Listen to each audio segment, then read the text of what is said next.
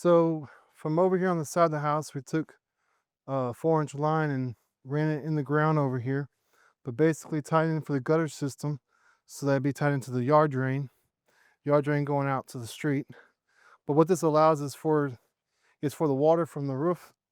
to come on down and not have to wash away your yard work, but it'd actually go into the drain and out to the street. But yeah, we dug this up today, ran PVC line, we tied everything together in this one section here, and made the repair to the old line that was here to make the connection.